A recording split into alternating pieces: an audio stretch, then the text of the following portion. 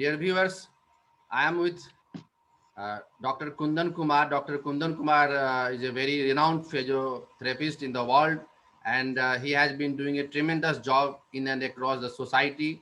And I am very blessed to have Dr. Kundan Kumar with us. Viewers, particularly, this talk is going to be benefited for the budding youth of this country who are really have a lot of potential, but because of some physical kinds of things, they do not have that much of practical exercises and practical things in their lives. So Dr. Kundan Kumar will throw light on the different topics, his experiences.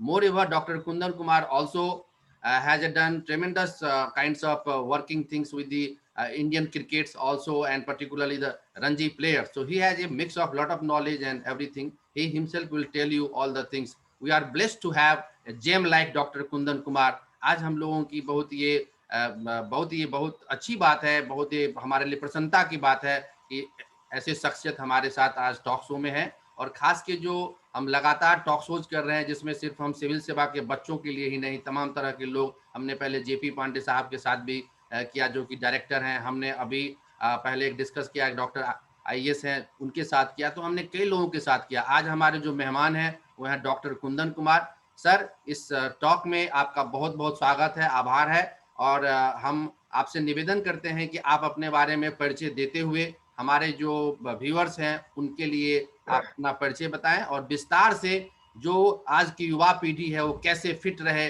कैसे hit रहे, इसके लिए आप बताएं sir, please sir. Thank you Rajesh ji. ये हमारे लिए भी काफी प्रसन्नता की बात है कि देखिए, रिकॉग्निशन तभी लाइफ में मिलती है जब कोई दूसरे लोग रिकॉग्नाइज करते हैं सर। और ये बहुत बड़ी बात है और अच्छा लगता है हमें। एक पार्टी को अच्छा लगता है जब कोई दूसरा आदमी हमारे प्रोफेशन को और हमें तरजीह देता है, तो ये हमारे लिए भी एक प्राउड की बात होती है।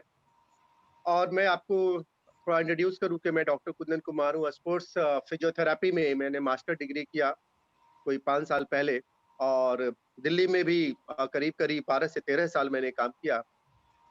और स्पोर्ट्स मेरा काफी लाइफ का, बचपन का एक पैशन रहा है। उस पैशन को मैंने अभी तक इस एज में कंटिन्यू कर रहा हूँ। इसमें आपको कहीं ना कहीं फिटनेस भी आता है। और मैं एज फार एज मैंने दिल्ली क्रिकेट के लिए काफी काम किया, एयरफोर्स क्रिकेट के लिए काफी काम किया।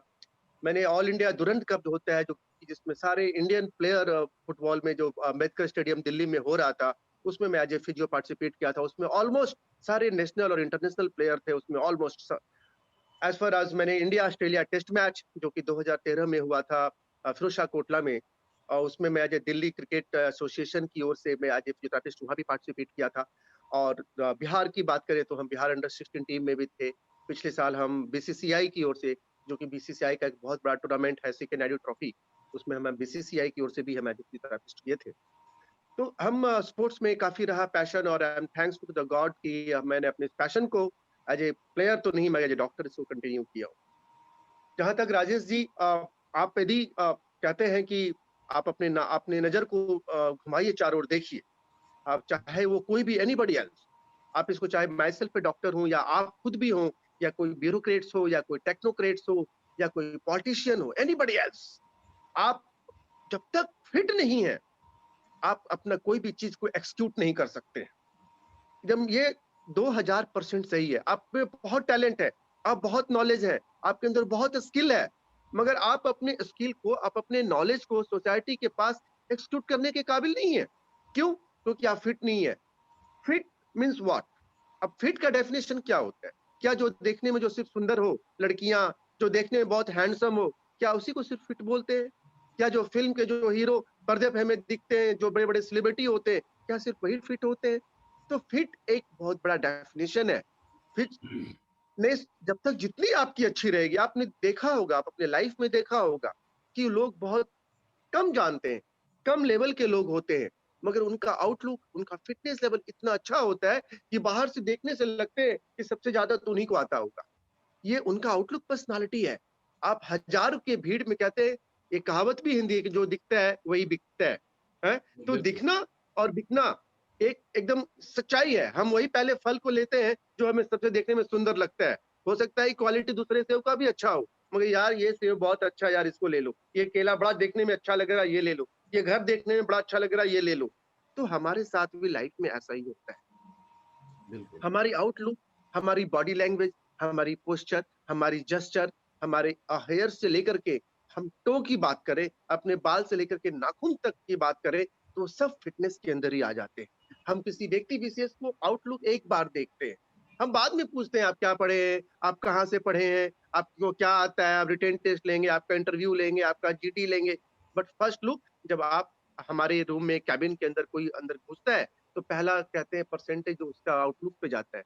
और आपने देखा होगा, खुद भी आप इस प्रोफेशन में हैं, आप देखा होगा कि जब आप यूपीएससी की तैयारी कराते होंगे, मैं पर्सनली काफी दिल्ली में देखा है इसको रह करके कि बहुत नॉलेजेबल आदमी है और उसका अल्टीमेटली उसका इंटरव्यू में नहीं हुआ। बिल्कुल। राइट, सो क्योंकि एक आईएएस बनने के लिए, एक आईपीएस बनने के लिए, एक आईआईटीएन बनने के लिए, एक डॉक्टर बनने के लिए दिमाग तो चाहिए चाहिए, वो तो अंडरस्टूड है। आपने रिटर्न निकाल के इस बात को तो प्रूव कर दिया कि आप इंटेलिजेंट है। हम्म, मगर आप सोसाइटी के बीच बैठेंगे, आप पब्लिक के बीच बैठेंगे, आप पब्लिक को डील करेंगे, तो आपका जब तक आउटलुक अच्छा नहीं होगा, आप अपने पोटेंशियल को कैसे एक्सक्यूट करेंगे? How how it is possible? Adverse situation में आप कैसे काम करेंगे? तो आपकी अंदर मेंटल स्ट्रेस को झेलने का सिचुएशन, सिचुएशन हैंडल करने की कैपेबिलिटीज, हाँ, ये सारा चीज फिटनेस के अंदर आता है। Fitness is the state of mind as well as fitness is state of mind as well as body both and soul. कहा गया है स्वस्थ शरीर में ही स्वस्थ मन का विकास होता है। ये हम लोग बचपन से पढ़ते आ रहे थे, मगर मैंने इसको अब फिजिकली महसूस किया कि यही सच्चाई है। बड़े बड़े स्पोर्ट्समैन आप नजर दिखाइए, पेपर देखिए, मैगजीन्स देखिए, उसका परफॉर्मेंस नहीं है तो उसको टीम से बाहर निकाल दिया जाता है, कहा जाता है आप जाइए अपना फिटनेस पे काम करके आइए, तभी आपको वो जाना जाता है कि ये person is a very fit, ये बहुत टैलेंटेड प्लेयर है, ये कंट्री के लिए, स्टेट के लिए, डिस्ट्रिक्ट के लिए बहुत इंपॉर्टेंट है, मगर इसको कोच बोलता है नहीं खिलाएगा। क्यों? क्योंकि उसका fitness up to the mark नहीं है। मतलब मतलब कि वो जितना टैलेंट उसके अंदर है, जितनी एबिलिटी उसके अंदर है, वो ग्राउंड पे नहीं दे सकता है। उसकी जो एनर्जी लेवल है, वो एनर्जी लेवल को ग्राउंड पे एक्सक्यूट नहीं कर सकता है। तो that is the it means what? It means कि जिस परफॉर्मेंस की रिक्वायरमेंट है, उस परफॉर्मेंस को आप टैलेंट होने के बावजूद भी आप एक्सक्यूट नहीं कर पा रहे। तो that is the your parameter को आप फुलफिल नहीं कर रहे। अब इसके पीछे रीजन आ जाता है, व्हाट इज द रीजन? और हम एंड देन हम कैसे अपने आप को उसके लायक बनाएं? तो आप देखते होंगे, क्योंकि एज ए फिजियोथेरेपिस्ट हमारे पास यहाँ पे एयर फोर्स से और नेवी और आर्मी और तमाम बड़े जगह के लोग आते हैं, उसको मेडिकल में छांट दिया जाता है और उसको टाइम दिया जाता है। वो रिटेन निकाल लिया है एयरफोर्स का, नेवी का एंड सो मेनी सो का, और उसको डॉक्टर बोलता है कि यू आर नॉट फिट, आप जाइए 3 महीने के बाद अपने आप को फिट होकर के आइए, और यदि आप फिट हो जाएंगे तो हम आपको सिलेक्ट कर लेंगे। It means what?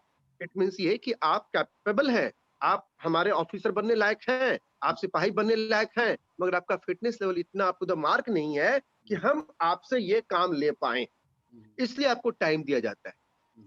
देन हम उसी फिटनेस पे हम लोग सब मिलकर के काम करते हैं। अब इसको थोड़ा सा अंदर डिटेल जाए तो अब कि हाउ टू वर्क और हाउ टू इम्प्रूव, ये तो बहुत बड़ा टॉपिक है, बहुत बड़ा लेसन है। अब ये 4 साल 5 साल की पढ़ाई होती है तो इतना तो बता नहीं जा सकता, मगर हाँ इतना एक टिप्स है कि जिसको थोड़ा सा भी आप फॉलो करते हैं तो आप अपने आप को एक बेहतर बना सकते हैं। बेहतर। देन हम कुछ इंपॉर्टेंट बात पे आपको ध्यान देंगे जो कि इंपॉर्टेंट फॉर ऑल।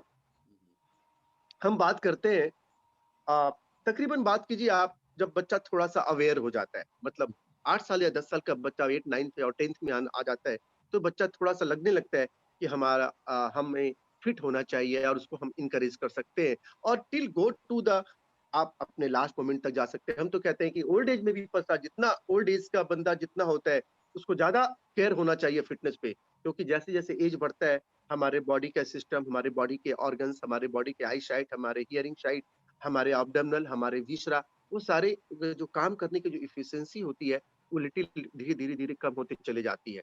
बट यदि आप थोड़ा अवेयर होते हैं तो ऑफ कोर्स कम होगी, मगर आप दूसरे पे डिपेंडेंट नहीं बनेंगे। तो फर्स्ट ऑफ ऑल फिटनेस का सबसे जो इंपॉर्टेंस है कि आप यदि यंग हैं, चाहे आप ओल्ड है, आपको दूसरे पे डिपेंडेंट ना बने, इसके लिए रखना है। परफॉर्मेंस को एक्सक्यूट करना है, उसके लिए रखना है। देन हाउ, अब क्वेश्चन सही होता है हाउ, कैसे? तो असेसमेंट सबसे पहले, असेसमेंट इसको कहते हैं कि हम्म, हम फिट हैं कि नहीं फिट हैं। हम्म, इसके लिए आज के मेडिकल साइंसेस में पैरामीटर बना हुआ है। हम्म, एक पैरामीटर बनाया गया कि हम इस आदमी को बोलेंगे फिट है और इस आदमी को बोलेंगे अनफिट है। मैं आपको पहले बोला कि देखने में बहुत गोरा है, 6 फीट लंबा है, बहुत देखने में सुंदर है, अच्छा है, बट वो हैंडसम हो सकता है, हम्म, वो ब्यूटीफुल फीमेल हो सकती है, but it doesn't mean that he is a fit और सी इज अ फिट। हम्म, उसके लिए एक पैरामीटर को करना पड़ेगा। अब पैरामीटर में क्या है कि हर आदमी को, तो अब वो पैरामीटर आप बोल दीजिए एवरी ईच एंड एवरीबॉडी, तो ये पॉसिबल प्रैक्टिकल नहीं है कि वो ग्राउंड में जाए और एक ट्रेनर के पास वो सारा पैरामीटर को पास करे। हम्म, मगर एक छोटी मोटी 2 4 5 बातें होती है जो हम लोग सब कोई फॉलो कर सकते हैं। हम्म, छोटे से एग्जांपल्स, जैसे कि 100 मीटर्स का रनिंग। यदि आप 30 से 40 साल के बीच का आप आदमी है, आपको 100 मीटर्स आप आराम से 2 3 बार आप with in a limit time के अंदर आप दौड़ सकते हैं, तो आपकी कैपेसिटी इट इज गुड माना जाता है। आप यदि अपने दोनों हाथों से 10 बार या 15 बार आप पुशअप करने में कैपेबल है, तो माना जाता है कि आपके दोनों हाथ आपके अच्छे हैं। आप यदि स्क्वाट कर लेते हैं 10 से 15 बार बैठ करके विदाउट सपोर्ट, तो माना जाता है कि आप अच्छे हैं। आप ब्रीथिंग एक्सरसाइज अच्छे से अमाउंट ऑफ एयर को हवा अंदर ले लेते हैं और किसी प्रकार की कोई चेस्ट पेन नहीं होता है, कोई प्रकार की आपको दिक्कत नहीं होती है और हवाओं को पूरा बाहर निकाल लेते हैं, it means your chest is free. अभी आप बेस्ट एग्जांपल आप कोरोना देख रहे हैं, इससे बड़ा एग्जांपल तो कुछ भी नहीं हो सकता है। कोरोना में क्या हो रहा है, what is the best example, इससे ज्यादा एग्जांपल कुछ भी नहीं हो सकता। आप देख रहे होंगे कि कोरोना में वो लोग ज्यादा प्रभावित हो रहे हैं, आप न्यूज में भी सुनते होंगे, ओल्ड एज के लोग, भाई ओल्ड एज ज्यादा प्रभावित हो रहे हैं। वाइट सो बिकॉज उनकी इम्यून पावर, उनकी इम्यून सिस्टम, उसकी फिटनेस लेवल लो है। वो जो वायरस है तुरंत लंग्स को अटैक कर रहा है और उसके जो अल्वेलस है जहाँ पे हमारे हवा एयर एक्सचेंज होता है, वहां पे जाके अटैक हो रहा है और सांस बबल फुला रहा है और सांस लेने में दिक्कत हो रही है और ब्रीथिंग की प्रॉब्लम आ रही है और पेशेंट रिस्पिरेटरी फेल्योर और कार्डियक बाद में अरेस्ट से पेशेंट का डेथ हो रहा है।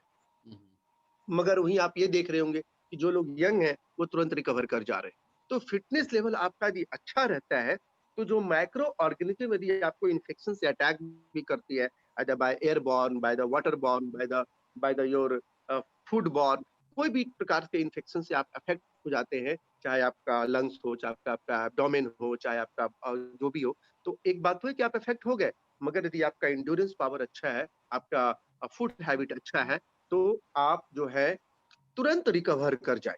तो फिटनेस लेवल यहाँ भी अच्छा है कि यदि आपका फिटनेस लेवल अच्छा है, तो आप तुरंत रिकवर कर सकते हैं। तो ये 4 5 6 7 बातें हैं, जैसे आपने बताया कि जैसे आपको सांस लेने में कोई दिक्कत नहीं हो रही है, आप कोई भी अच्छा खाना खाते हैं, किसी प्रकार खाना खाते हैं, आपको एब्नॉर्मली डाइजेस्ट हो जाता है, कोई आपको कोई कॉन्स्टिपेशन नहीं बनता है, किसी प्रकार की कोई आपको पेट दर्द की शिकायत नहीं होती है, तो भी अपने आप को अच्छा मान सकते हैं। आप किसी काम में इंटरेस्ट दिखाते हैं, बहुत सारे लोग किसी काम में इंटरेस्ट नहीं दिखाते हैं, बहुत टैलेंट होते हैं मगर उनको इंटरेस्ट नहीं दिखाएंगे, तो वहां भी कोई ना कोई मेंटल प्रॉब्लम होती है। आपको इंटरेस्ट भी दिखाना है। इंटरेस्ट मतलब इट मीन्स इंटरेस्ट, मतलब जैसे कि आप सपोज दैट आप स्टूडेंट हैं, आप करियर कैरियर ओरिएंटेड पढ़ाई कर रहे हैं, यंग बच्चे हैं, आप पढ़ाई करते हैं, तो आपको वहाँ पे कंसंट्रेशन देना है, आपको फोकस देना है। इसका डायरेक्ट रिलेशन आपका फिटनेस से है। फिटनेस लेवल अच्छा है, इट मीन्स व्हाट, आपकी जो एनर्जी लेवल है, जो आप जितना एनर्जी आप फूड के थ्रू या वेजिटेबल्स के थ्रू या जिसके थ्रू आप बॉडी में इंटेक करते हैं, बॉडी को जितना जरूरत होता है, वो मेल में एब्डोमेन में जमा हो जाता है और फीमेल में हिप में जमा हो जाता है। तो वो जब एक्स्ट्रा जब एब्डोमेन फैट जमा हो जाता है, फिर क्या होता है, देन व्हाट हैपेंस, वो हमारे जितने भी बॉडी में जो आर्टरीज हैं, वहां पे जाकर के कन्वर्ट होने लगता है। Later on the slow process, एक दिन में नहीं होता है, इसको समझना है, ये एक दिन में नहीं होता है, ये 6 महीना साल ऐसा टाइम भी लग जाता है। धीरे धीरे जो हमारे आर्टरीज हैं वहां जाकर वो कोलेस्ट्रॉल के रूप में डिपॉजिट होने लगता है। देन व्हाट हैपेंस, फिर आपको ब्लड प्रेशर या तो हाई हो जाना, शुगर हाई हो जाना, तुरंत चेस्ट पेन हो जाना, देन मल्टीपल प्रॉब्लम्स आपको आना स्टार्ट हो जाता है। और यहाँ से क्या होता है, फिर आपका फिटनेस हैम्पर होता है। आपने देखा होगा कि जो बच्चे बहुत मोटे होते हैं, जो लेथार्जिक होते हैं, बड़े आलसी होते हैं, वो उनमें उनमें अलर्टनेस की कमी होती है। सभी लोग उनमें उतना अलर्टनेस नहीं आती है, तुरंत में उनको टायर्डनेस आता है, वो कंसंट्रेट नहीं कर पाते, छोटा सा भी काम है वो तुरंत थक जाएंगे। थोड़ा सा आप उनको बाहर खड़ा होने बोल दीजिए, तुरंत उनमें फैटिगनेस आ जाएगी। राइट, सो यहाँ पे फैटिगनेस लेवल है, यहाँ फिटनेस लेवल है, क्योंकि वो ओवरवेट है।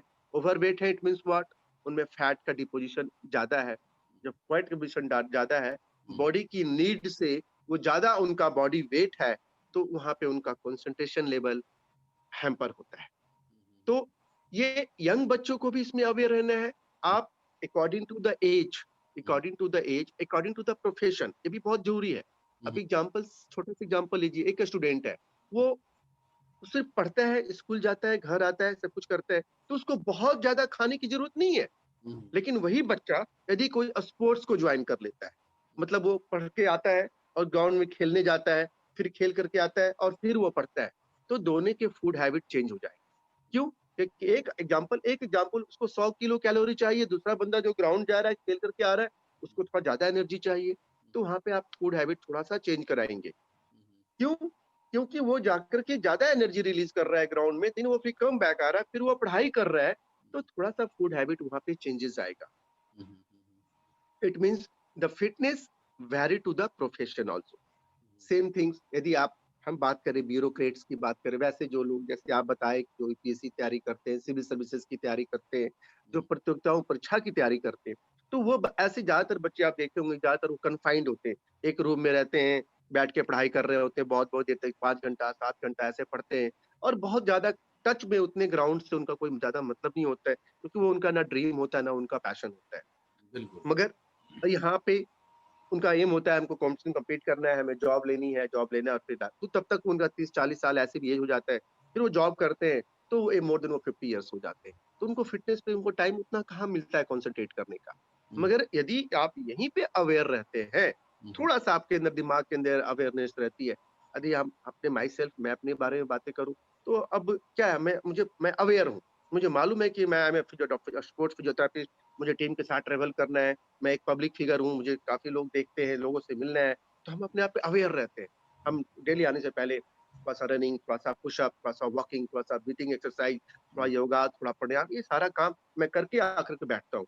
व्हाई? क्योंकि हमें पता है हम इस फील्ड में हैं, क्योंकि हम अपने आप को जब तक फिट नहीं रखेंगे, हम भी अपने आप को एक्जीक्यूट नहीं कर पाएँगे। तो ऐसे जो लोग हम स्ट्रांगली मैसेज देना चाहते हैं आपके थ्रू, कि ऐसे जितने लोग हैं जो सिविल सर्विसेज हैं, यूपीएससी हैं, बीपीएससी हैं, बैंकिंग है, जो भी तैयारी करते हैं, दैट्स गुड एंड वेल, आप अपना तैयारी कीजिए, इसमें कोई दो राय नहीं है, मगर आप अपना फूड हैबिट जरूर अच्छा रखिए। हम तो जब दिल्ली में रहते थे, इसको बहुत केयरफुली बहुत बच्चा देखा, टिफिन से खा लिए, जैसे खा लिए, मतलब पेट भर गया, ठीक है, सो गए, पढ़ लिए, सो गए, बट इट्स नॉट गुड। क्योंकि आप ये सोचिए कि आप जिस एज में हैं और जिस काम करने को जा रहे हैं, आपको एनर्जी का लेवल उतना ही चाहिए होता है, और एनर्जी लेवल आप रिस्टोर नहीं करते हैं, तो आप बेशक पढ़ रहे होते हैं, तो आप वहाँ पे उतना कंसंट्रेशन नहीं दे सकते हैं। क्योंकि ऐसा क्यों होता है? क्योंकि इसका डायरेक्ट रिलेशन है, इसको भी समझना है, थोड़ा साइंटिफिकली समझिए, कि आपने खाना खाया, आपने वेजिटेबल्स नहीं लिया, आपने ग्रीन वेजिटेबल्स नहीं लिया, आपने फ्रूट्स नहीं, आपने रोटी दाल खा लिया, ठीक है, आपको बॉडी में गया, आप मरेंगे नहीं। मगर हमारे बॉडी में जो हमारे आँख को, हमारे कान के, हमारे नर्व्स को, हमारे जो विसरल पार्ट है, हमारे आर्टरीज हैं, हमारे बहुत सारे किडनीज हैं, हमारे जो जितने हमारे बॉडी के ऑर्गन्स हैं, उसको एक ऑप्टिमम अमाउंट में मिनरल चाहिए होता है, उसको विटामिन चाहिए होता है, उसको मतलब अमाउंट में वाटर चाहिए होता है, उसको नॉरिश करने के लिए। जैसे कि आप एक फ्लावर्स को जितना बढ़िया से खाद डालते हैं, अच्छे से पानी डालते हैं, आप डेली डालते हैं, आप देखिए फ्लावर दिखने में काफ़ी सुंदर लगता है। मगर यदि आप उसको वीक में 2 बार फ्लावर डालते हैं और वीक में 1 बार डालते हैं, महीना में 1 बार खाद डालते हैं, तो फ्लावर मरता नहीं है, मगर दोनों के ग्रेस में अंतर आ जाता है। एग्जैक्टली। सेम थिंग्स हैपनिंग यहाँ हैपनिंग हियर। आप जब कॉम्पिटिटिव लाइफ के टाइम से आप जब निकल रहे होते हैं, जब आप अपने प्राइम टाइम में होते हैं, तो वहाँ पे आपको हेल्थ के बारे में ज़्यादा आपको फिट ज़्यादा अपने आप को अवेयर रहना है, क्योंकि आप कल इंटरव्यू फेस करेंगे। आपका आउटलुक इतना अच्छा नहीं रहेगा, तो आप टॉप होने के बावजूद में भी आपकी जो पैनल होती है, आप पे कंसीडर नहीं करेगी। क्योंकि जब आप खुद ही नहीं अवेयर हैं, तो आप पब्लिक को क्या अवेयर करेंगे? ये तो मान के जा सकता है, जब खुद नहीं पता है कि हम कैसे रहना है, क्या करना है, तो how can you aware it? तो ये बहुत प्राइम टाइम होता है, और इसके लिए करना कुछ भी नहीं। आप थोड़ा-सा भी 5 मिनट, 10 मिनट, ज़्यादातर यंग लड़के होते हैं, लोगों को पता होता है, लोग जिम चले जाते हैं। Gym is a part of, ठीक है, वो भी एक पार्ट है, अपने स्ट्रेंथनिंग करते हैं, ये करते हैं, लेकिन बहुत बार हम जिम नहीं जा पाते हैं। मगर छोटा-मोटा टाइम, जैसे घर में ही जैसे पुशअप कर लेना, घर में जैसे कि आप थोड़ा-सा वॉकिंग कर लेते हैं, बट एक्सेसिव नहीं, इसका हमेशा ख्याल रखिएगा। Never do any excessive.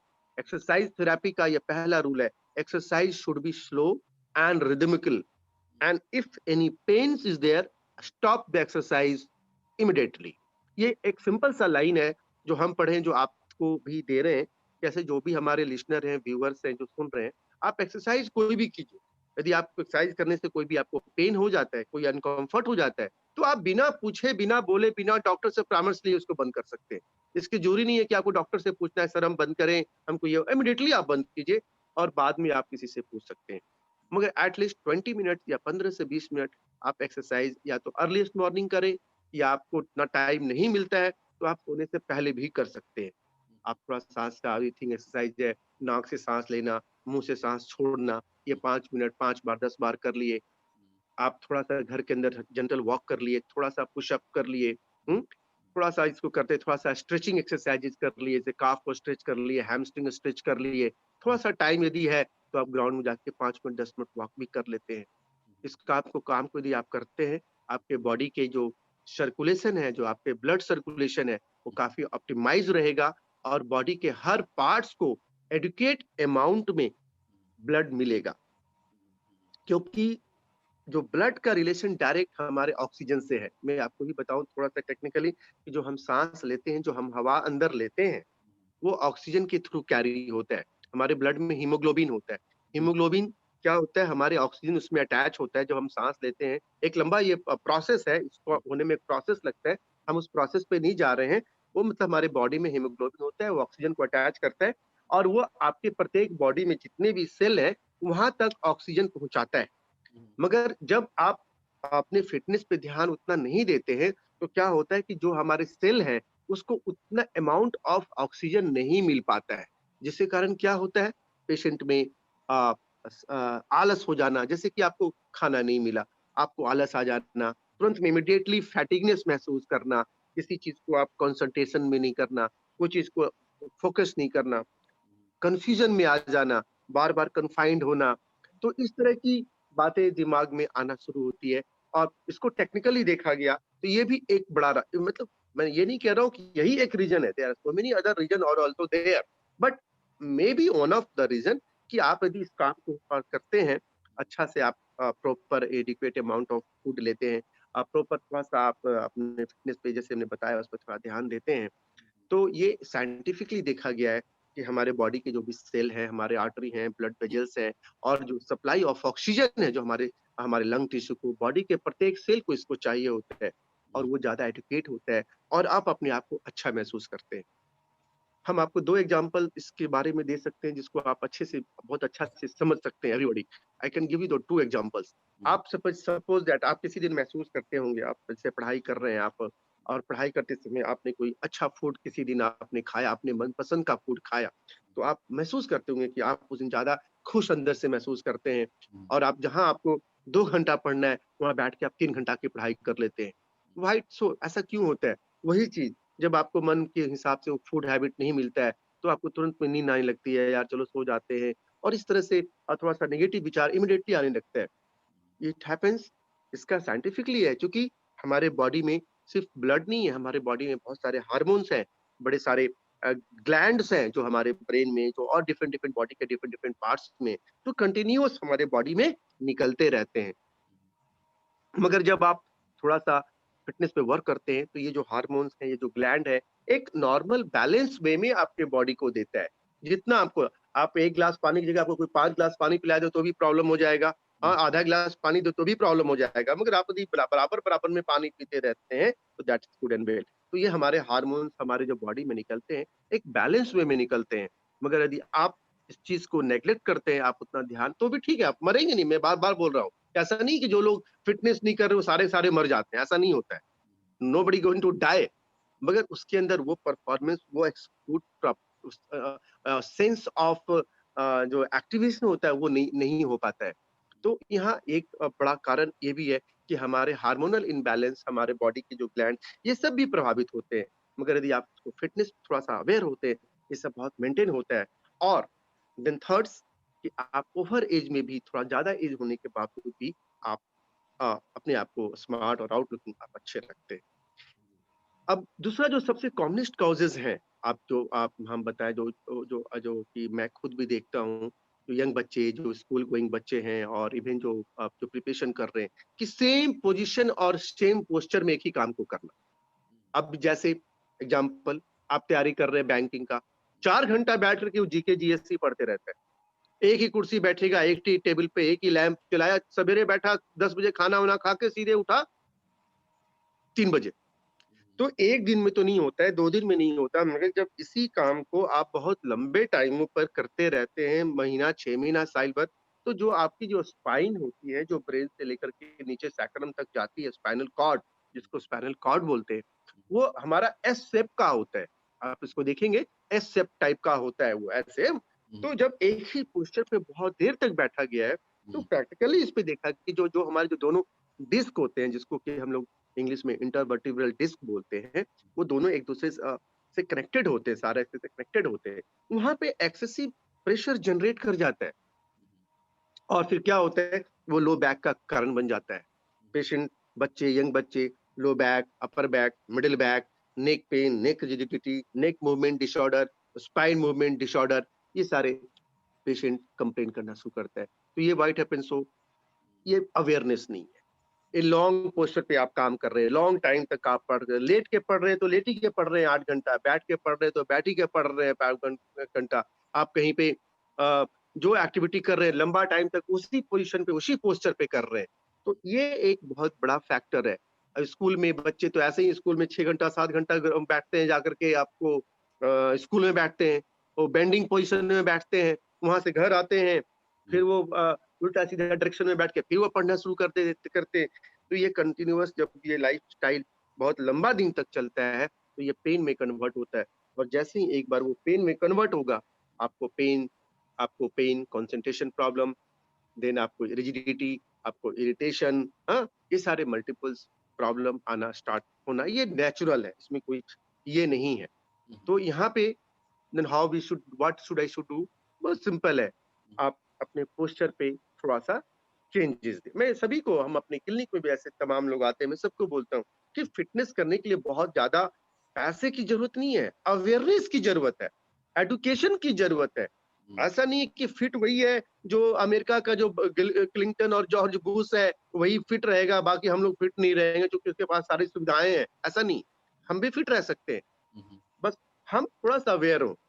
बहुत ज़्यादा एक्सपेंसिव फूड खाने की ज़रूरत नहीं होती है, मगर हाँ, खाने से पहले ये ज़रूर देखना होता है कि ये फूड कवर है कि नहीं, ये फूड फ्रेश है कि नहीं, ये फूड हमारे प्रोफ़ेशन के लायक है कि नहीं।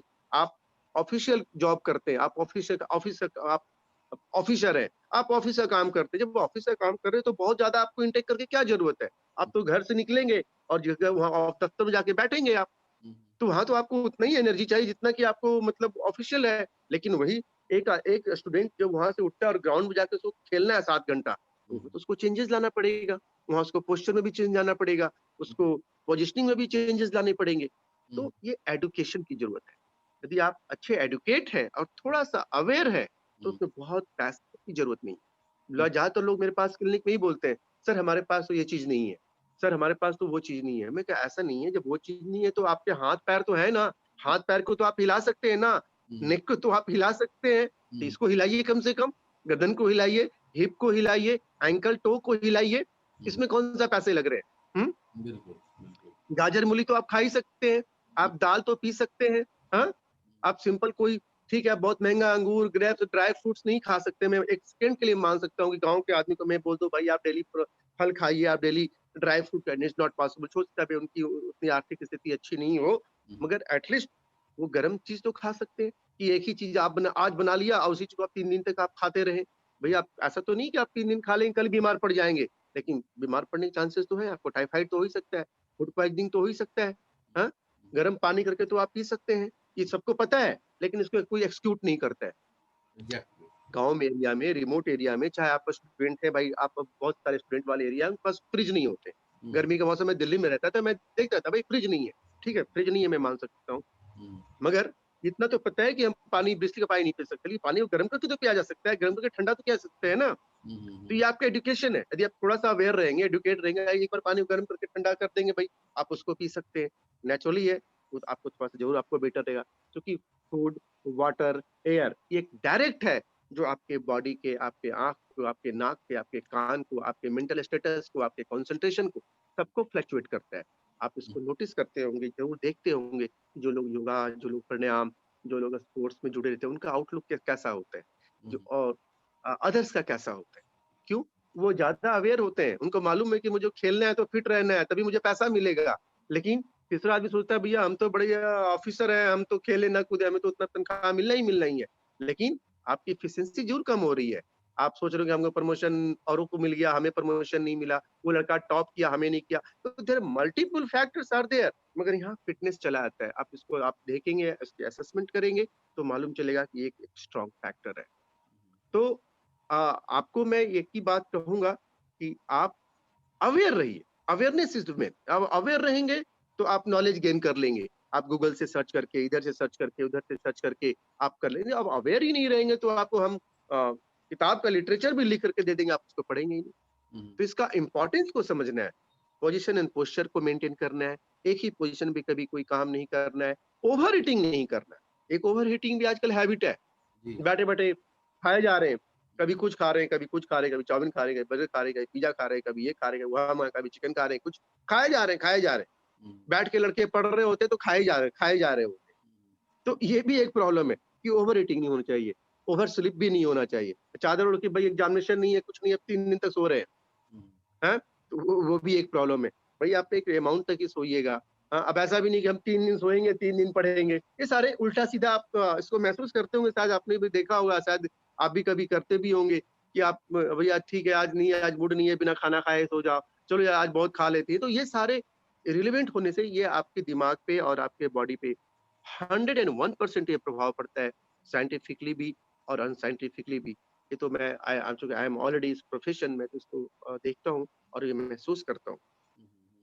तो कहने का मतलब, एक छोटा सा शब्द में इसको जरा कन्फाइंड करूं, यदि आप यंग बच्चे हैं तो आप सबसे पहले अपने फूड हैबिट को मेंटेन करें। आप सस्ता खाना, मगर शुड बी फ्रेश, हाइजेनिक हो, कवर्ड हो, इसका ध्यान दें। अकॉर्डिंग टू द प्रोफेशन आप उस खाना को खाएं। देन आप जरूर थोड़ा सा योगा, प्राणायाम, म्यूजिक, साइकिलिंग, स्विमिंग, थोड़ा सा 20 मिनट 25 मिनट इस पे जरूर सा टाइम दें। जो आप घर में कुछ एक्सरसाइज कर सकते हैं तो उसको करें। देन थर्ड, कि मेंटेन योर एक डिसिप्लिन रूटीन। आपको दिन में टाइम नहीं है, आप स्टूडेंट हैं, कोचिंग जाते हैं, इधर जाते हैं, कोई भी 15-20 मिनट जैसे औरों के लिए आप टाइम निकाल रहे हैं, हम्म, आप उसको इंपॉर्टेंस दे रहे हैं, तो फिटनेस को भी इंपॉर्टेंस दीजिए। मोदी जी ने बोला है, कुछ स्लोगन भी दिया था, फिटनेस फिटनेस सभी को, खेलो और खेलो और फिट खेलो, ऐसा कुछ फिट फिट स्वच्छता अभियान भी चलाया। फिट इंडिया, हाँ, hit India, fit India, hit. हाँ, फिट बताइए। अब हमारे भारत के प्रधानमंत्री को हम्म, अब जाकर के ये नारा देना पड़ा कि फिट इंडिया और हिट इंडिया। हम्म, अब आप इस बात की महत्वपूर्ण को आप समझ सकते हैं, क्योंकि हम तो चलिए आई एम ए डॉक्टर, तो हम इसके महत्व को समझते हैं। लेकिन हमारा प्रधानमंत्री, अब भारत का प्रधानमंत्री बोल रहा है फिट इंडिया और हिट इंडिया। हम्म, हमारे मिलिट्री में, हमारे जितने भी पारा मिलिट्री फोर्सेज आप देखते होंगे, वहाँ फिटनेस होता है। सारे लोगों को सवेरे उठना है, ग्राउंड पे फलना टाइम पे जाना है, लाइन पे लगना है, पीटी करना है, परेड करना है। क्यों? हम्म, क्योंकि मालूम है जब ये फिट हमारे शोल्डर नहीं रहेंगे तो क्या पहाड़ पे चढ़ेंगे, क्या पत्थर पे चढ़ेंगे, क्या आतंकवादी मारेंगे और क्या दुश्मन को मारेंगे। वो तो है। तो ये दे नो द इम्पोर्टेंस, उनके दिमाग में डाला जाता है, यू हैव टू फिट। तो फिटनेस का लेवल कई कई, और जो लेवल है वो अकॉर्डिंग टू योर प्रोफेशन है। आप यदि आप ब्यूरोक्रेट थे तो आपको बहुत हायर इंड्योरेंस की जरूरत नहीं है, क्योंकि यू आर ए ब्यूरोक्रेट्स। हम्म, आपको आपको लीड करना है, आपको आपको आपको एक रोल मॉडल बनना है कि हमारा भाई, हमारा जो डिस्ट्रिक्ट का जो भी है, डीएम है या जो भी बड़ा ऑफिसर है, इज लुकिंग वेरी स्मार्ट यार, इज लुकिंग वेरी, क्या एनर्जेटिक है साहब, हमारे कितने एनर्जेटिक हैं यार। ये एक रोल मॉडल बन जाता है। जो आपके जो फॉलोअर्स होते हैं इधर इर्द गिर्द होते हैं, वो आपको देख के एक्साइट होते हैं, यार हमारे साहब बहुत अच्छे हैं, हम्म, बड़े स्मार्ट लगते हैं, बड़े एनर्जेटिक, फटाफट काम करते हैं। और वो लेथार्जिक आदमी होता है, वो यार साहब बड़े डमारे डल है यार, पता नहीं जब देखो सोते ही रहते हैं। तो हम्म, ये फिटनेस एक रोल मॉडल बनता है। अभी माई सेल्फ, मेरे क्लिनिक में पेशेंट आते हैं, बोलते हैं डॉक्टर साहब यू आर लुकिंग बड़ी वेरी यंग। अब डॉक्टर, उनको पता नहीं कि मैं यंग बनने के लिए क्या करता हूँ। हैं? तो ये क्या है, रोल मॉडल है ना, कि लोग, पेशेंट भी आता है तो मुझे बोलता है, खिलाड़ी आता है जो हमसे बहुत छोटा होता है, 20 साल का होता है, मैं उससे ज्यादा यंग दिखता हूँ, क्योंकि मैं अवेयर हूँ, मुझे मालूम है कि मुझे और 5 साल 10 साल यदि मुझे काम करना है तो हमको फिट रहना है। यदि फिट ही नहीं रहेंगे तो हम क्या काम, हम क्या डॉक्टरी करेंगे, हम्म, हैं? तो हमें अपने लिए भी और इस प्रोफेशन को मेंटेन करने की करना होता है। सेम थिंग्स यहाँ भी लागू हो रहा है कि जो यंग बच्चे हैं उनके पेरेंट्स को एडुकेट कीजिए, उनके हम्म, पेरेंट को भी एडुकेट करना। और अब फिटनेस के लिए एडुकेशन, मेरे ख्याल से एडुकेट इज मोर इम्पोर्टेंट। हम यदि इसको ये बोले, बच्चा तुमको डेली 5 बार पुश करना ही करना है, नहीं तो तुम्हें पनिशमेंट मिलेगा, नहीं। हम उसको एडुकेट करेंगे, बच्चे यदि आप 5 बार पुश करते हो तो क्या फ़ायदे होंगे? आपके दोनों शोल्डर मज़बूत होंगे, आपके चेस्ट एक्सपैंड करेंगे, आप अच्छे दिखोगे, साँस लोगे तो आपको ज़्यादा अंदर हवाएँ जाएगी, आपके चेस्ट मज़बूत रहेंगे, आपके चेस्ट वाल अच्छे रहेंगे, आपके रिस्ट अच्छे रहेंगे, आप लिखोगे तो आप थकोगे नहीं, हाँ? आप ज़्यादा देर बैठोगे तो थकोगे नहीं, आप कोई भी कॉम्पिटिटिव एग्ज़ामिनेशन लंबे टाइम पे आप दे सकते हो, आपकी एंड्योरेंस लेवल आपकी हाई होगी, उसको एडुकेट करना है, डराना नहीं है, एडुकेट करना है। हुँ, दिस इज द इम्पोर्टेंट। यदि आप थोड़ा-सा और ऊपर चले जाइए, यूपीएससी, बीपीएससी जो कॉम्पिटिटिव है, वहाँ थोड़ा-सा डिफरेंट हो जाता है। वहाँ पे भी आपको एडुकेट करना है। वो बच्चे जो कि इस लाइन से अभी गुज़र रहे हैं, भई आप आपका जो प्राइम टाइम है, साल 2 साल जो पढ़ाई कर रहे हैं, तो आप थोड़ा-सा आप बहुत एक्सपेंसिव फूड नहीं, but at least balance food खाइए, एनर्जेटिक फूड खाइए, ताकि आप थोड़ा-सा फ्रेश रहें, आपके अंदर एनर्जी का लेवल काफ़ी अच्छा बना रहे। आप फ्रेश फ्रूट लें, थोड़ा-सा फ्रेश जूस लें, थोड़ा-सा फ्रेश वेजिटेबल्स लें, थोड़ा-सा ये सारी जो एक्टिविटीज़ हैं, वो काम करें। सेम पोस्चर में लंबा-लंबा तक पढ़ाई ना करें, लंबा देर तक सोए नहीं, तो ये सारी छोटी-छोटी बातें उनको एडुकेट करना है। यदि क्योंकि वो खुद ही जब कॉम्पिटिटिव एग्ज़ामिनेशन दे रहे हैं, तो वो तो पढ़े-लिखे लड़के हैं, ऑलरेडी ग्रेजुएट हो चुके हैं, उनको सब कुछ पता है, रात क्या है और दिन क्या है। मगर ये थोड़ा टेक्निकली उसको एडुकेट करते हैं, तो एक बात भी दिमाग में आता है, मेरा तो ये मानना है हमेशा कि मैं भी बहुत जगह जाता हूँ, हर बातें मैं सीख करके नहीं पूरा समझ करके आता हूँ। लेकिन 2 बात भी आप फ़ॉलो करते हैं, एक बात भी सीख लेते हैं, तो आपको लाइफ़ को ऊपर की ओर ग्रेडिंग करते हैं। तो ये सारी बातें आप रेदर देन उनको कंपेल्ड करने के बजाय उसके इम्पोर्टेंस को समझाना है और उनके एडुकेट करना है और एडुकेट करेंगे, ये मेरा पूरा 2000% मानना है कि he can become much better and much efficient. हुँ। और कुछ जानना चाह रहे राजेश जी? बिल्कुल, बिल्कुल। मैं ये जानना चाह रहा था जो बच्चों में जो ख़ास के ये उत्सुकता रहती है कि सर पोस्चर्स क्या होने चाहिए? जैसे सुबह से लेके शाम तक आपने कहा आप रात तक एक्सरसाइज़ कर सकते हैं, तो ज़रा पोस्चर्स के बारे में बताएँ कि कौन-कौन से मुख्य ऐसे पोस्चर्स हैं जो घर के अंदर किया जा सके और ग्राउंड में भी किया जा सके, लेकिन जो मुख्य रूप से घर में किया जा सके उसको आप बताएँ ज़रा? देखिए, मैं बताया ना 2, 4, 5 जो एक्सरसाइज़ेज़ हैं वो बहुत सिंपल है, बहुत सरल है। हुँ, हुँ। उसमें कुछ भी नहीं करना, जो कि मुझे लगता है कि 60-70% लोग को ये बात पता भी होगा, मगर हुँ, सिर्फ़ उसको एक्ज़ीक्यूट नहीं करते हैं। हुँ, जिसमें मैंने सब पहले बताया कि ब्रीथिंग एक्सरसाइज़ ये बहुत यूज़फुल है। ये देखने में बहुत सिंपल लगता है, मगर आप खुद इसको ट्राई कीजिए, हुँ, आपको मालूम चलेगा। हुँ, आप नाक से ये योगा ये रामदेव बाबा ने सबको बता रखा है, हुँ, मगर इसमें बहुत सारे बता रखे हैं, मगर उतना नहीं करना है, उतना कॉम्प्लेक्स नहीं करना है, अनुलोम-विलोम उतना नहीं करना है, आप सिंपल करें बस। हुँ, आप जो नाक से साँस लेते हैं डीपली और मुँह से छोड़ना है, वो आप 5 बार करें। बाकी जो सारे प्रोसेस है आपकी मर्ज़ी है, बट ये सिंपल आप काम करें। हुँ, आप स्ट्रेचिंग एक्सरसाइज़ ज़रूर करें। स्ट्रेचिंग में ख़ास करके अपने काफ मसल को, अपने हैमस्ट्रिंग मसल को हुँ, आप स्ट्रेच ज़रूर करें। ये काफ़ी ज़्यादा रिलैक्सेशन देता है, ये बॉडी को एक्सट्रीम रिलैक्सेशन देता है। आपके जितने आप स्कूल से भी आते हैं और उधर से पढ़ के आते हैं, आप 5 मिनट या 10 मिनट अपना बेड पे लेट करके भी आप स्ट्रेचिंग कर लेते हैं। अपने काफ को, अपने बाइसेप्स को, अपने ट्राइसेप्स को स्ट्रेच मतलब स्ट्रेचिंग मतलब बताएँ थोड़ा-सा बताएँ क्या जैसे देखिए सेल्फ स्ट्रेचिंग है जैसे कि हम ये फोरआर्म स्ट्रेच कर रहे हैं, देखिए हम ऐसे फोरआर्म स्ट्रेच कर रहे हैं, देखिए ये हम ट्राइसेप्स कर रहे हैं, ये हम देखिए ट्राइसेप्स कर रहे हैं क्योंकि स्पोर्ट्समैन तो जानते हैं ये सारी चीज़ें को, उनको ग्राउंड में सब चीज़ें बात बताया जाता है, मगर हो सकता है जो नॉन स्पोर्ट्स नहीं हो, उनको पता नहीं, तो उससे स्ट्रेचिंग ज़रूर करें 5 मिनट या 10 मिनट, उल्टा लेट करके चेस्ट को आप करें, थोड़ा-सा होल्ड करें, देन रिलैक्स करें, फिर चेस्ट को अप करें, देन फिर रिलैक्स करें। सीधा लेट करके दोनों को हिप को रोल करें, दोनों को हिप, तो हिप रोलिंग बोलते हैं। इससे सारा क्या बॉडी का जो भी हमारे पार्ट्स हैं, जो भी काफ़ी से रिलैक्स रहते हैं और आप काफ़ी मतलब एनर्जेटिक महसूस करेंगे आप रिलैक्स रहेंगे, मसल में कहीं कॉन्ट्रैक्चर नहीं बनेगा, कहीं मसल में कोई टाइटनेस नहीं बनेगी and you will feel good and comfortable. And secondary things है कि जब भी आप टीचिंग पढ़ाई और लिखाई करते हैं, तो इट डेफिनिटली ये पता सबको पता है कि हमारा जो बॉडी का जो जो हम बैठते हैं, जो हमारा टेबल है, इसका हाइट थोड़ा-सा चेस्ट लेवल पे होना चाहिए। हमने देखा है बहुत लोग वहाँ पे कि बहुत नीचे बेंड करके छोटा-सा वो टेबल पे बैठ के ऐसे-ऐसे लिखते रहते हैं। बड़ी ये रॉन्ग और बहुत रॉन्ग पोज़ीशन होता है। कोई लोग ज़मीन पे ही बैठ के देखते हैं, लिखते रहते हैं क्योंकि उनके पास कुर्सी टेबल नहीं होता है, तो ज़मीन पे बैठ के लिख रहे होते हैं। वहाँ पे स्पाइन और नेक का पेन काफ़ी ज़्यादा बहुत ज़्यादा मिलता है आजकल, इसलिए यंग बच्चों में काफ़ी इसको देखा गया है। Wrong position of studying, at least minimum कि आपका जो टेबल है, it should be on the chest level. जैसे आप मुझे देख के मैं ऐसे चेस्ट पे लिख रहा हूँ, it is with a comfortable way. यदि मैं बहुत इसी को मैं बेंड करके ऐसे लिखूँगा, तो मेरा काफ़ी गर्दन झुकेगा और मेरा काफ़ी कमर झुकेगा और हमको डेफिनिटली बैक पेन हो जाएगा। हुँ, तो एक तो सिंपल सी जो मैं बताया, इसको सभी को फॉलो करना चाहिए। देन आप थोड़ा आइस मसाज, यदि कोई हेडेक वगैरह होता है, तो थोड़ा-सा आइस को आप करके थोड़ा-सा 5 मिनट या 3 मिनट अपने फोरहेड पे, कान के पीछे या इधर थोड़ा स्पाइन के बैक में आप अपनी मदर को या किसी को बोल करके थोड़ा करेंगे। ये भी एक फास्ट रिलैक्सेशन और हेडेक वगैरह से काफ़ी रिलीफ देता है। सिर्फ मोस्ट ज़्यादा इसमें कुछ ज़्यादा करना नहीं है और बहुत ज़्यादा लंबा टाइम नहीं देना है। 2 मिनट्स, 3 मिनट्स आप आइस मसाज भी कर सकते हैं। आइस गर्मी के मौसम में आप आइस बाथ भी ले सकते हैं। आप आइस टब में कुछ आइस क्यूब डाल दे दीजिए और थोड़ा-सा आप उसको नहा लीजिए। ये भी काफ़ी रिलैक्सेशन और हेल्पफुल है। एंड सर्दी का मौसम में आपको पता ही होगा, हॉट वाटर फॉर्मेंटेशन ये भी काफ़ी इम्पोर्टेंट है। आप अपने दोनों पैर को गर्म पानी पे अंदर डिप करके बैठिए, दैट इज़ आल्सो हेल्प। ये छोटी-छोटी बातें हैं, आप एडवाइस कर सकते हैं और बच्चे कर सकते हैं इसको। बिल्कुल।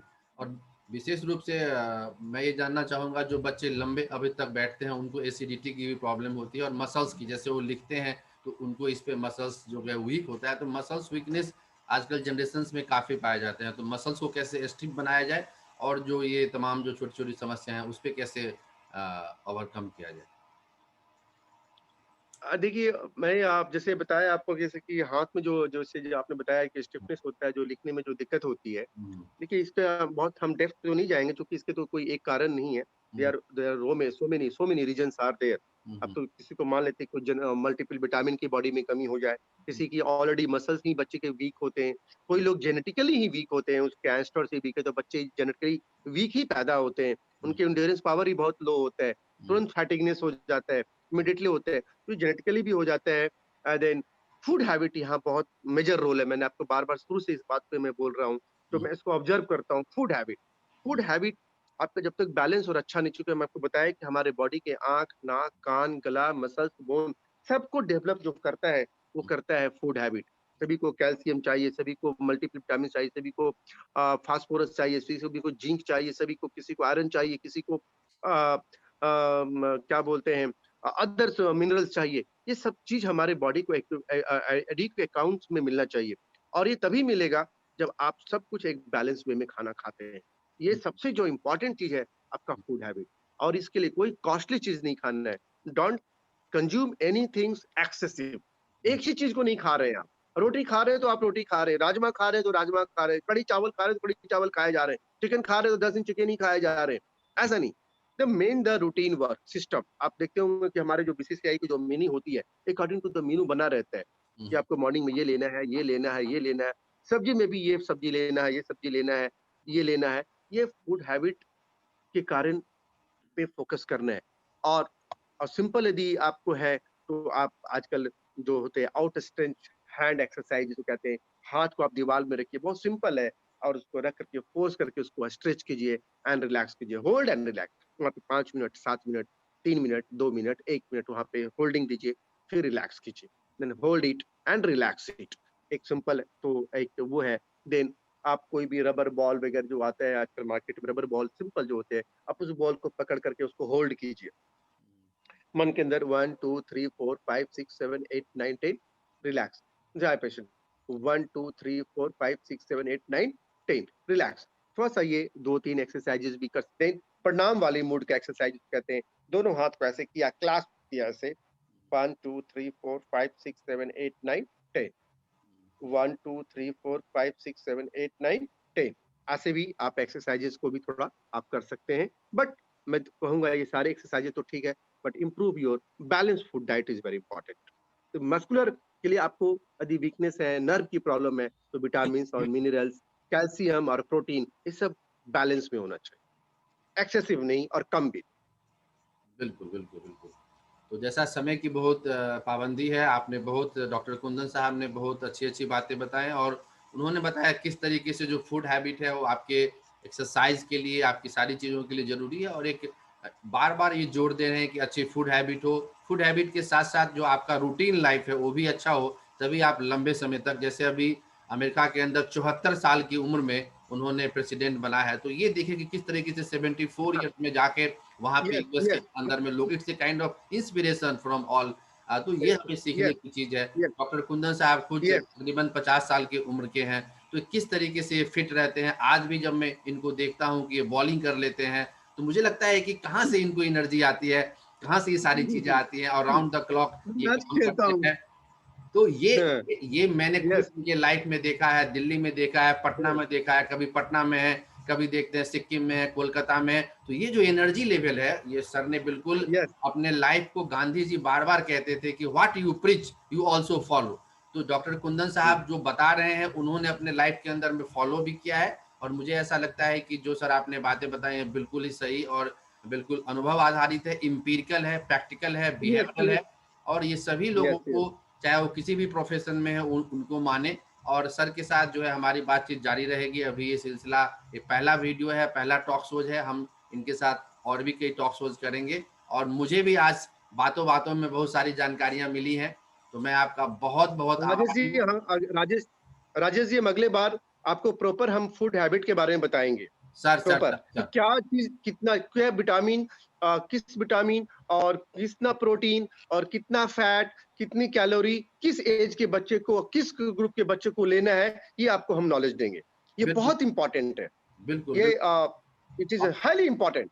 साथ यस, मैं इसको एक फॉलो खुद भी करता हूँ। साथ में एक रिक्वेस्ट ये भी है कि आप थोड़ा ये तो बताएंगे ही, लेकिन थोड़ा पोस्टर्स लेवल के, चूंकि बहुत सारी चीजें आ गई हैं आजकल, सूचनाओं का अंबार है। आपने पहले ही बता दिया कि यदि ब्रीदिंग एक्सरसाइज है तो लाखों तरह के हैं, हजारों, मतलब एक कन्फाइंड वे में, जो कहते हैं ना कि एक सिलेबस है, एक गाइड के रूप में हम लोग बता सकते हैं कि ये टॉपिक्स हैं, ये चीजें हैं, इनको आप ऐसे ऐसे करो। तो उसपे भी थोड़ा सा एक टॉक शोज हम लोग कर सकते हैं नेक्स्ट टाइम। और मुझे लगता है कि ये सारी चीजें काफी महत्वपूर्ण होंगी हमारे जो बडिंग यूथ ऑफ कंट्री है, और फिट इंडिया हिट इंडिया का जो ये यस, मूवमेंट है, यस, उसमें यस। बहुत काम ये लर्निंग आएगा। प्रोसेस है hmm, Rajesh ji, learning process, learning is a slow process. कहा जी गया है learning is a slow process, हम हमेशा सीखते हैं। आप बिल्कुल। जैसे कि आप, मेरा यह है, अब मैं यही कहूंगा, जैसे जो भी हमारी बातचीत हुई, मैं जो जितना मैंने बताया, यदि आप इसको सारा नहीं, आप अपने लाइफ में मेरे एक पॉइंट को भी आपने यदि फॉलो अप किया, हम्म, मुझे लगता है कि आपके फिटनेस लेवल को जरूर 1% ऊपर ले जाएगा। सारी बातें आप ही नहीं फॉलो करते, मैं भी नहीं करता हूँ, मगर मेरा हमेशा ये, मैं भी कुछ बात को महसूस करता हूँ कि आप एक पॉइंट, 2 पॉइंट को भी मेरी बात को आप फॉलो करेंगे, डेफिनेटली आपके फिटनेस लेवल को ऊपर ले जाएगा। आप फिट हैं, आप निश्चित रूप से आप हिट है, इसमें कोई बट और परंतु नहीं है। यदि मैं फिट नहीं होता तो मुझे इस एज में कोई डॉक्टर टीम का नहीं बीसीसीआई बना। एग्जैक्टली, बिल्कुल सही कहा आपने, वेरी वेल सेड कहा आपने, बिल्कुल सही कहा। तो सर, अंत में आप एक छोटा सा मैसेज दे दें युवाओं को लिए, क्या संदेश आप देना चाहेंगे डॉक्टर कुंदन साहब? देखिए, संदेश तो मेरा हमेशा यही रहता है कि अपने भी कुछ काम को करें और दूसरों को भी प्रेरित करें।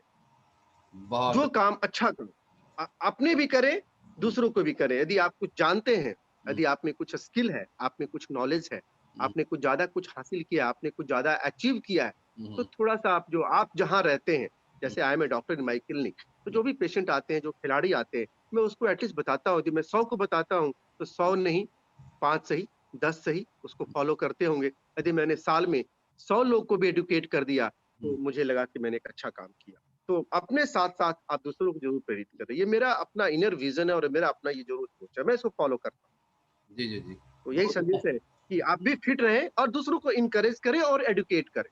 सबसे इम्पोर्टेंट, करें नहीं, एडुकेट करें। डराएँ नहीं किसी को। हम्म, हम्म, हम्म, हम्म, हम्म, भय से नहीं, हम्म, भय से नहीं, प्यार से, प्यार से। बिल्कुल बिल्कुल बिल्कुल। डराना नहीं, उसको एडुकेट करना है। बिल्कुल। तो कहा ही जाता है टू इन्फॉर्म टू एजुकेट, ये एक बहुत बड़ा एक रोल है, और सर ने बिल्कुल सही कहा है कि किस तरीके से हमें एजुकेट करना है, किस तरीके से जागरूकता लानी है। और मुझे लगता है कि जो बेस्ट चीज़ें तभी बाहर आती है, जैसे एक एजुकेटर भी जो होता है, एक गाइड भी होता है, तो वो अपने जो कोच भी है, अपनी टीम के मेंबर्स को काफ़ी एजुकेट करता है, उसको मोटिवेट करता है, काउंसलिंग करता है। और यही भूमिका मुझे लगता है कि लाइफ के अंदर थ्रू आउट द लाइफ हो, तभी हम अपने प्रोफेशन में भी अच्छा कर सकते हैं, अपने लाइफ में अच्छा कर सकते हैं, और समाज के लिए एक रोल मॉडल है जो हम काफ़ी लंबे समय तक रख सकते हैं। सर, आपका बहुत बहुत धन्यवाद, आपने अपना बहुमूल्य समय निकाला। सर के पास समय की बहुत कीमती समय इनका रहता है, लेकिन इन्होंने टाइम दिया। मैं आपका बहुत बहुत दिल से आभार व्यक्त करता हूँ, और फिर अगली टॉक शोज भी हम जारी रखेंगे। Thank you very much sir. Thank you very much. Thank you Rajesh ji, thank you, आपका भी थैंक यू, आपने मुझे बुलाया और मुझे उम्मीद है कि आपको और जो लिसनर को ज़रूर कुछ फ़ायदा ज़रूर होगा। Sir, sir. Thank you. Sure. Thank you, sir. Thank you, sir.